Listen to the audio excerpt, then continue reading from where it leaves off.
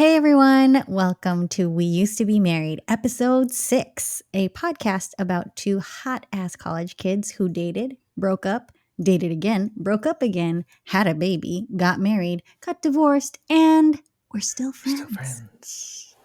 I'm Zandy. I'm Jin, and let's go. Let's talk about stuff today. We're talking about marriage versus dreams. Yes. What does that mean? Well, initially, we always thought that it was marriage versus dreams, like you just said. But through the years and life experience, we realized that that's not so cut and dry. And we'll get into that in terms of how we went through it. And maybe that'll be something that other people can relate to or, speak to. So Great. So what were your dreams? What are your dreams? Are they the same as what they were back when we were married? What are your right? dreams? Oh, Let's start with what were your dreams back then? well, I wasn't exactly sure what my dreams were at the time. I just embarked on an acting career in after moving to LA. And so, having booked a couple commercials, I was like, this is something that I could probably do for the rest of my life. Kind of traditional route, serving at a restaurant in LA. And while you were still in New York, hadn't quite figured out how to do it. I knew I wanted to. But your dreams were to be an actor, a film and TV actor, correct? Film and TV actor, a working actor, yes. And my dreams were to also be an actor, whether it was on film or TV or even stage, musical theater. A true artist. That's what I was doing. A true, legit artist. Yeah. Artiste, a thespian, if you will. Yes. So, yeah, we both had aspirations. We did. Revolving around, because we both were theater majors at UCSD. I was a theater major first. Oh my God. You beat me. But didn't we take intro to acting? Did we take it together? Oh, no, we didn't. No, we did not. No. But okay. Anyways, back to the topic at hand. Yeah. We're talking about how when we got married, and obviously we got married after we realized we were having a kid together. Yep. We were struggling with this battle between having like a good marriage and family and still being able to pursue our dreams. So that's what this episode is about. Yeah, because I think both of us came from kind of having immigrant parents, very traditional backgrounds. It's like, well, you go get a job and a career that makes you money and get you a house for your family and your kids, or you chase your dreams, or you could do that for a little bit. You never chased your dreams. No, you never chase your dreams for a living. You're not allowed to do that. No. Do that for, like you said. You could try it out, but you should always, dabble. You could dabble. You could have it as a hobby because most of the time it doesn't work out. So that's kind of how you're raised too. It's like once you have a family, that's what it's about. You have to sacrifice everything. Right. It was all about sacrifice. Oh my gosh. Being a parent is all about sacrifice. If you weren't sacrificing anything, you're not parenting correctly. You're not in a marriage, a real marriage. Yeah. You're not sacrificing yourself and your desires and your wants for the good of the entire family. And the funny thing is, back then, I didn't know I didn't have a community of actors or anything like that. There were no examples of people that were married and having a successful career, and such a foreign idea to us, or to me anyway. So yeah, we got married. Yeah, and I think the deal was, I remember you vividly telling me that, since we couldn't actively do it at the same time, pursue our dreams at the same time, you would go first. Yeah. You would try it out for 5 years, hopefully getting your big break within those 5 years. Yeah. And I don't remember if you said whether or not you you got that big break. It would be my turn after 5 years. And so I was like, all right, sure. Why not? I still have this baby weight on me, and I'm trying to adjust to being like a mom. So go ahead, you do that. Your body didn't go through any changes. Go ahead. Yeah. And then, it's just like working at nights and, trying to make money for rent and do that. I felt like it was kind of going okay for a while, but you were working at nights and I was working during the day. Yep. I was providing the stable like insurance, all of that. So that's another reason why it was like, you go first. While we have insurance, we definitely need it because we have a child. Yeah. I started building resentment for you because of that. Right. Because I was like, waiting. very impatiently And our marriage because lasted I 3 grew up. years, so It did. it didn't quite Yeah. make it to the to that 5-year mark, obviously for reasons we've already discussed. I felt like since because I worked what 4 or 5 nights a week, I made a good amount of money. I was able to like pay the rent and do all that stuff, and you were able to provide like grocery money and like the insurance and that sort of kind of safety net. But yeah, going back, like we didn't know how to do this, and I just thought, okay, maybe we can. And after that first year, I was like, oh, okay. I feel like we've hit a stride. We're not on the streets. There seems to be a little bit of balance. But yeah, the whole idea was that after 5 years, I just assumed things would work out. I was like, yeah, 5 years. Of course it's going to work out. You just got to, will it into existence. And I really did try. But I had no direction. That was the main thing. I just kind of was like throwing things at the wall, see what would stick, working with friends on their short films, doing little film festivals here and there. And I was like, oh, okay, all right, cool. We're making stride. I think that final year of our marriage, a friend of mine was working at an agency. So I got my first like TV agent, and I was going on Mm-hmm. auditions for like TV and film finally after, the first couple of years of only doing commercials. So at that point, the resentment started to build for you. Yeah. Especially, I think it was pretty, to be completely honest Mhm. with you, pretty immediate because first of all, What? why should you go first when I'm the one who grew up in a performing family? Yeah. I am the artist. And You just fell into this. You did show choir and what? You did show choir and what? You did show choir and what? What else? Like since I was 2 have been on stage. So why should you get to go first? That's really tell what me I how was you really thinking. feel. How dare you? Yeah. But sure, why not? Yeah. After you, I'll let you try it Uh-huh. out, but let me show you how it's done because I'll show you. I'll show you. And the funny thing is, I'll show the funny thing about that is like anybody who asks, I was like, yeah, she's the real performer. I knew that. Like I understood that. Like I had no like weirdness about it or reservation if, when we were still together and people would ask, oh, be like, oh yeah, my wife, like she's the real performer, but she's giving me the chance to do this thing. I'm gonna do my best.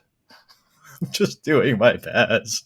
I'm sorry, You're I'm gonna not. make her proud. I'm sorry, I'm not Oh sure. a natural Oh performer sure. like she is. But I try my best, and I honestly it wasn't like a Show choir. yeah. Choir. All right, you know what? I might not be a trained performer or wasn't, but I at least had a personality, and I tried to ride that as far as I could, and I wrote it decently. I'm still doing it. No, you did. Yeah. So now, Great. yeah, after. Oh man, yeah, and so even after the divorce, right? So we got divorced, and then you tell me where your headspace was at that point. We got divorced. You already had that resentment. Well, I still had a kid to take care of. Yeah. So there was no like, okay, now that we're divorced, I get to do whatever I want. I get to pursue my dreams. I still have my kid. Yeah. So I'm going to make the right choice and do the right thing Right. and continue to sacrifice. Yep. And how dare he continue to follow his dreams? Yeah. That's where I was at. Yeah. And so the sensible thing for me to do was to continue to do stable office work because I'm a really great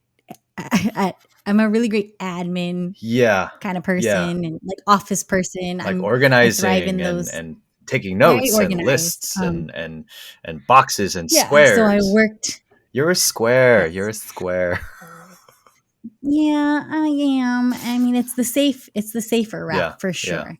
And so when I saw you continue to do that, even when I moved to Playa Vista with, I had a whole new family and I was, stable, we had money, I still was feeling really resentful and projecting that onto you. And I Yeah. remember one day you came to the door to pick up Max and you said something like, you can still do it. Yeah. And I literally was like, how dare you?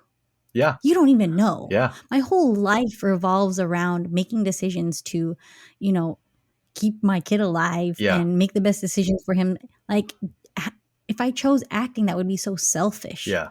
Like what you're doing, selfish. Yeah. So I was very, very judgmental. I was in shock that you would say that. You were just in this place where, like, you were trying to encourage me. that it's possible. Of course, it would be not as convenient as living this comfy life. It would take some work. It would take some logistics and planning and uncomfortable like moments, but it's possible. If you want something bad enough, you make it happen. And I'm realizing that now after how many years and after therapy, after realizing that cultivating my joy means not denying myself of who I am, a performer, a singer. And it means actively going after it and carving out space and time and doing the work to create and to make content. And now that they're older, honestly, both my kids, it's like just now, I'm like, I'm going to go record the podcast with dad. So go to the room and don't come out. And Max is like, okay, cool. Do you want me to close this door? And I'm like, yeah. So he understands. Like they're very independent. And so even if I wanted to, maybe in earlier years in their lives, it's definitely easier now that they can really understand what I want and what I want to do, and that this is who I am, and that they have their own spaces to kind of just go entertain themselves for an hour or so. So I'm believing in it now, even though before I didn't. And I'm no longer projecting that onto you. I'm no longer resenting you for that decision. I realized too, it was really unhealthy for me to not take responsibility for my lack of a creative outlet. Right. Like you were kind of like not playing the victim, but you definitely felt like a victim because you felt like you weren't in control. Did. And I remember that conversation. I remember that conversation distinctly because you said that to me. You're like, you get to do whatever you want and have your own time and this and that. And I remember saying to you, because initially I was kind of like, oh, why would, ugh. And then I looked around your place and I saw all the nice things and the pictures and like separate bedrooms and like the kitchen and all this stuff. And it occurred to me, I was like, well, this is what you wanted. This is what you chose. Yeah. You chose this. Yeah.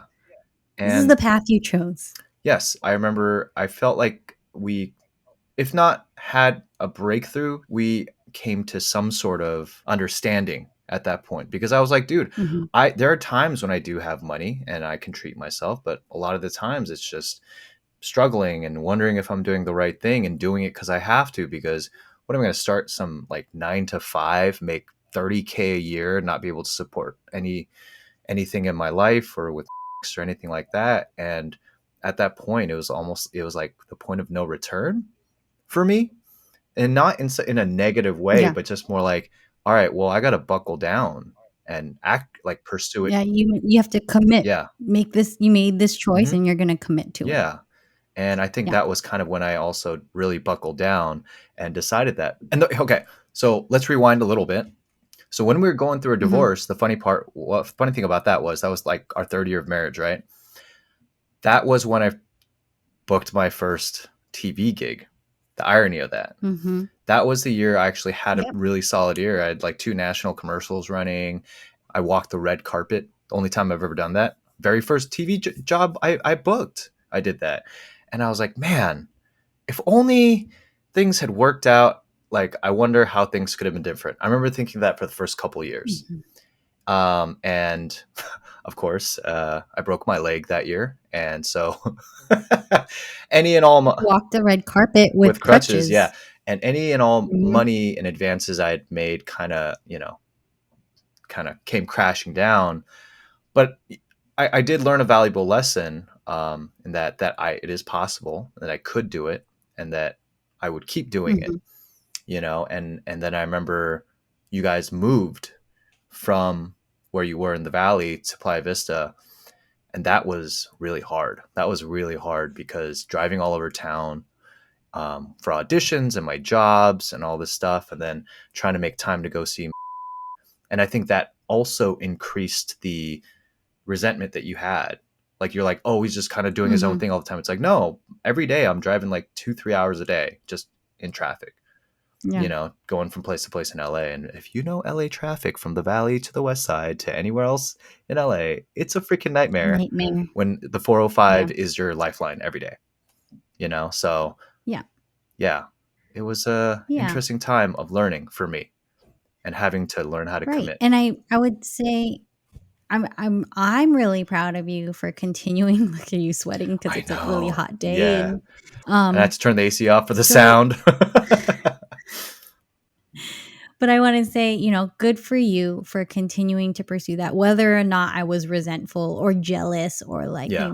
however I felt. Like you stuck to your guns um and yeah, you're not what I was going to say is I still have most of the time, Yeah. which allows you to do that. Yeah. Allows you to do that. Yeah. And, I'm grateful for even, my ex, who really provided a stable place for in the time that we were together. Yeah. And I'm grateful for him now, even still, because he still Close by watches and, over Max, cares for Max. And what I wanted to say is that, good for you for continuing to pursue that. Good for you for, eventually coming to this realization, or not realization, but coming into your own in terms of your parental duties, because I think for a while there was a struggle for you to balance that. Literally, because I couldn't stand. Still, I couldn't stand. I literally had yes. to find a balance for like a year and a half. I was learning how to walk again. Yeah. But I mean, now, especially now that he's older, he's a teenager, he's in middle school.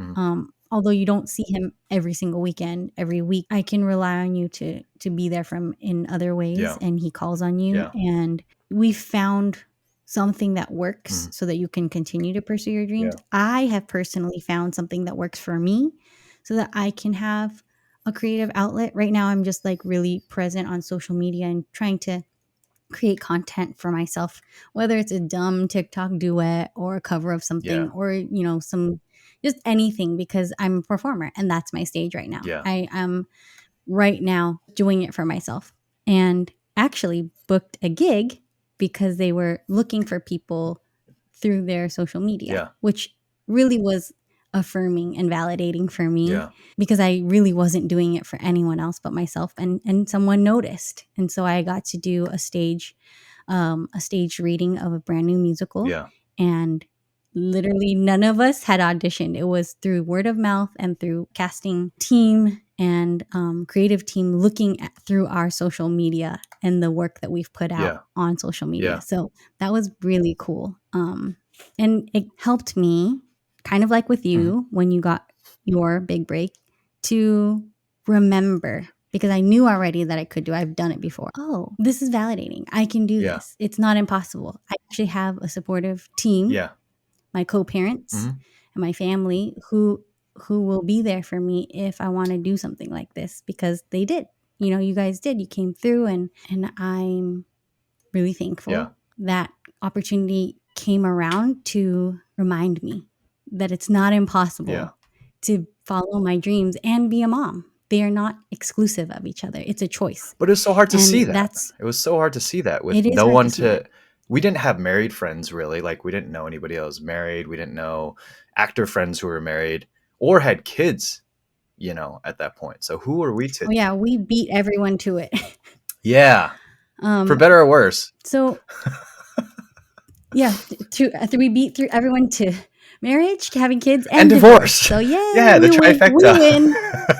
But no, also becoming friends and being a blended family. We beat them all. Yeah. So we can give all of you advice now. Yeah. And we still are very good looking and attractive. Thank you. And we're still doing the dang thing. Oh, I wanted to say though. Speaking of which, sorry. Oh, go ahead. I wanted to bring up the gratefulness I have that technology also has gotten to the point where we can, like, for example, we're podcasting for the first time separately.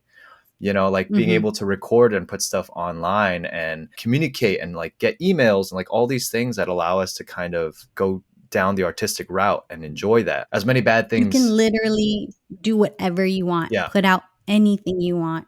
You can creators on TikTok who are independent artists who no longer need labels. They're producing their own albums. They're releasing their own singles and original music and going on tour without a huge budget, without a record label signing them. And it's amazing. And so that's really encouraging. Yes, I agree with you. Yeah. So these are some of the lessons we're learning. These are some of the realizations we're having. I want to go out a little bit deeper. And, now that we've learned these things, Yeah. I want to challenge us right now Okay. to think about what you would say to your younger self now that you know all these things. Yeah. If you could just, you had like 2 minutes to go in a time travel machine and tell Jin It's called a back time. in the It's called a day. time machine. It's a time machine. Time travel machine.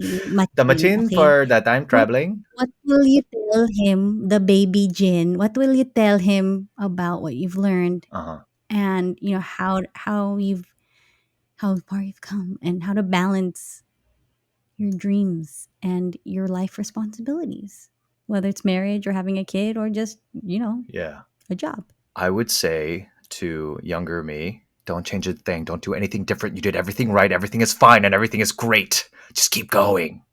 Honestly, kind of. It would be a variation of that. I would say, hey, get therapy now. Talk to someone. Don't feel like you have to sacrifice your dreams, but also make space for everyone else in your life. One of those ways is to reach out and ask for help. There are people that was hard for you, wanting to help you out, wanting you to succeed. You have to put yourself and be kind to yourself. Be okay with being vulnerable.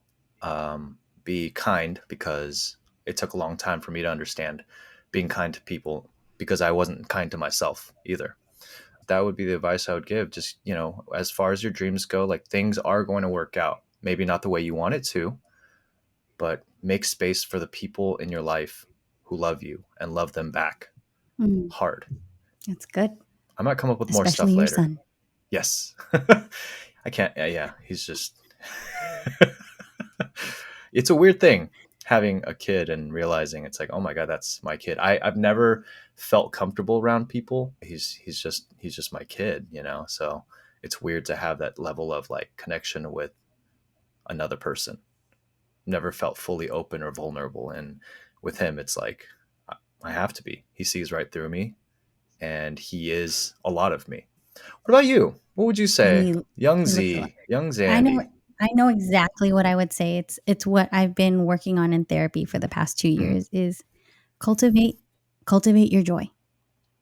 There are some people who will never know what brings them joy, what their passion is. And I have known for so many years and denied myself of that. Yeah. Simply out of fear, out of, fear. Fear of, can we get more, lazy, more specific? Fear of rejection, fear of, failure, but also even like laziness, fear of like, oh, this is going to be hard. Yeah. A fear of like inconvenience, a fear of missing out or losing out on, experiences in life because I'm grinding so hard. I don't know, but I would say to myself who just had a baby for the very first time, I would say cultivate your joy, because when you do, everyone around you, especially your baby, will benefit. You will be the best version of yourself. You will have more love to give. You will be happier. You'll have it. It's overflowing because you didn't sacrifice your own joy. Right. When you cultivate your own joy, everyone else around you is positively affected by that. Right. And that's what I was scared of like, okay, if I choose me, if I choose to be selfish and choose my dreams, then my son is going to suffer because of it, because I chose myself and not him. Right. And that's actually a lie. Yeah. It's a lie. There's space. I know now there's space. And also it is my duty to be a good example to him and my daughter and show them that when you deny yourself of your joy, of who you really are, your life's purpose, then, it's a disservice to yourself and your loved ones. Yeah. And it's kind of like a slap in the face, an insult to this, whatever this joy is that was given to you, a gift, right? Yeah. And yeah, so that's what I would say. And I'm realizing that now because the more I go on TikTok, the more I post, the more I sing, the closer I get to them, the happier I am with them, the more quality time I get to spend with them, because I'm not resentful that like my life sucks and I didn't do anything for myself. Like I took the time and I invested in myself so that when I feel my cup is filled, it overflows to them. Yeah. That's what I would say. Yeah.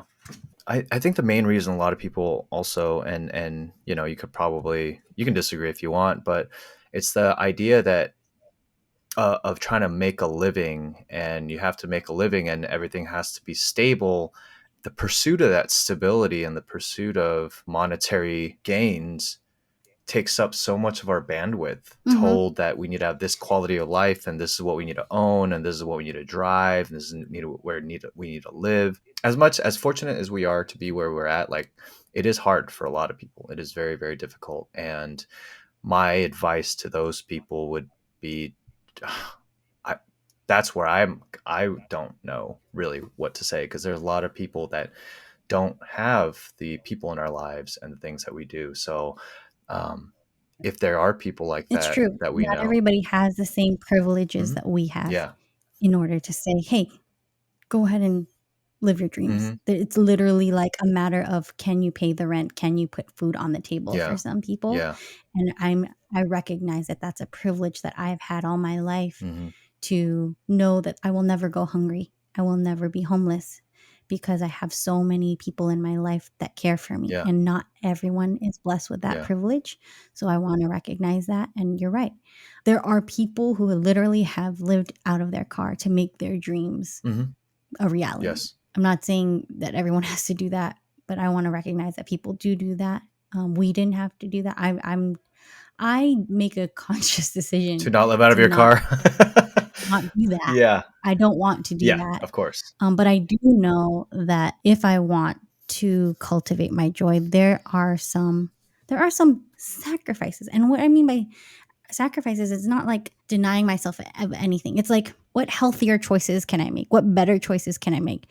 I could either sit on my phone on social media for an hour, or I can actively go and journal for a little bit and write some lyrics, or I can learn to play guitar a little bit better for an hour every week. Yeah. And I confess I'm not doing those things right now. I am vegging out on my couch and falling asleep because I'm so tired from my day job, which I really love, but it's not my life's calling. Yeah. I'm good at it. It's not my life's calling. It's a choice, and you can only go as far as like you'll let yourself go, basically, right? Like, I see you put in the work and struggle and like drop everything that you have, your commitments, to go to a callback or an audition that comes up last minute. And for some people, including myself, the thought of that instability, that uncertainty is like, I don't know if I could handle that stress. Yeah. I don't know if I want to put myself through that and have to race across town and go through traffic to go and possibly get rejected. Oh God. But that is your life. Yeah. That's your life. Rejection. You choose that. You choose to go through that nightmare traffic, to go to that super small, stuffy space where everyone's sitting, or you don't have a seat and everyone, is looks like competing you against each other, looks like you, and you're all competing for the same role. Yeah. And you don't know whether or not, and your value, your worth, your self-esteem is challenged every day. And that is the life of a working actor in LA. But I gotta say, and so I got to say to that, one of the things that have helped me out tremendously is understanding that you spend a lot of time feeling like it is a competition. It really isn't. To the outsider, it feels like a competition. And for a long time, it felt like a competition.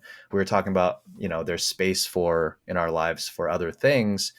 Even in the acting world, there's space, maybe not for everybody, but the more you can build a community, even within those people that are going through the same things you are. Nobody's going through it more or less. We're all going through the same things. As soon as you can relate to that on that level, I think that kind of helps balance a lot of things out mentally, especially in this grind. It's just a matter of balancing and being kind to yourself, being realistic in the sense that there is space to grow and find your joy, like you were saying. And that's super important. And I think, and to add to that, we were talking about how the way we were brought up is all about sacrifice, right? You're not doing it right as a parent or as a wife or husband if you're not sacrificing, and realizing that's programming Yeah. that we have to unlearn. Yeah. and we have to write our own program. We do not have to follow what was written by someone else who isn't living in our shoes today. We can write our own book. We can write our own manual, handbook, and make healthy, good choices for ourselves, for our kid. And we don't have to follow social norms even. Like I would go even further to before we got married. And when I found out I was pregnant, I would say, Z, you don't have to marry Jin. You guys are good friends. You will support each other. I trust that he will be there for your kid. But you don't need to get married. Would that be the advice we would give to our younger versions as a couple? Right? I agree. So as well, Jin and Z now as good friends. Travel back in a time machine. Yeah.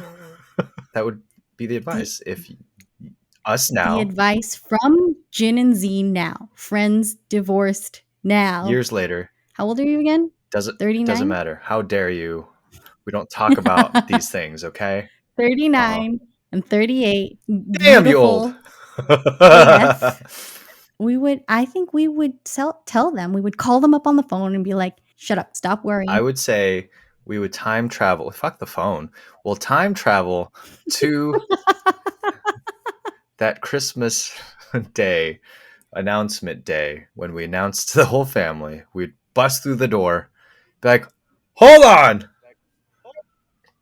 and then talk to us. No, I would go even further. Oh, okay, please. I would go further back. It was the day that I found out, and I called you, and I was like, I'm pregnant. We're getting married, right? Hold on, I'm getting another call. And then like it would be like, hello, who's this? And I was like, it's me, bitch. Open the door. Yeah. Okay. And it would be me and you standing at the hotel like door being like, stop what you're doing. I know you're going to tell Jin that you have to get married. We're from the future. You don't. Yeah. Like, ask yourself why. Ask yourself, why do you need to get married? Yeah. You don't. Think about this. But I feel like your stubborn ass would probably not even listen to your older stubborn ass. No, that's actually not true, because the day that I found out I was pregnant, my eldest sister, who is my mentor, she literally said, like, go to sleep tonight and have a conference, like a round table with all the different Xandis in your body, in your mind, in your heart. Yeah. And talk to them and ask them what to do. And when you wake up, you will know what to do. So if an actual fucking physical version of myself came to my door, I'd be like, yes, whatever you say. Yes, I believe you. Okay, great. Yeah, that would probably freak me out as well. And then I'd be like, damn, you look good, girl. To yourself. And then you would remember yourself saying that to yourself when you time. That'd be so crazy. Yeah, I think I'd kind of agree with you there. We'd have to, sit ourselves down and talk it out, and then get us together and be like, do you really want to do this? And I think that sort of guidance is kind of what I was talking about earlier. Once we actually did get married, man, we're all the people that we could like defer to or ask questions from. And that's cool that your sister did that, because she was always very, very like progressive thinking about those things and the way she put things. I remember the first time I had kind of like a mini therapy session with her, and the way she was talking about things and addressing my younger self, I was like, what kind of hippy dippy bullshit is this? Yeah, and then, new age. Yeah. And then all of a sudden it's like, that's how kind of everyone. She's very advanced. She's before her turn. Yeah. And also I want to note that my uncle, my dad's brother, who's a Jesuit priest, emailed me and heard that we were getting married. And I remember his really heartful letter, his email, his electronic mail, if you will. Was it to your AOL account? I probably AOL.com. But he said, I mean, he's a priest. Yeah. He's a Filipino Catholic priest who literally said, you don't need to do this. Yeah. Don't rush into something that you're not ready for. You don't need to do this. And I was like, thanks for looking out for me, but I'm pretty sure I want to marry him. Yeah. Thanks. Bye. No bueno. I was not ready for that. No. I mean, maybe I was, but I was forcing you, definitely, who's clearly not ready to do that. Yeah. And I was like, you better You better. Yeah, I was like, You "Oh, better. you have a whole family and a support structure, and you're raised so well. Of course, she knows what's good for me, and therefore I got to do the right thing." And Right.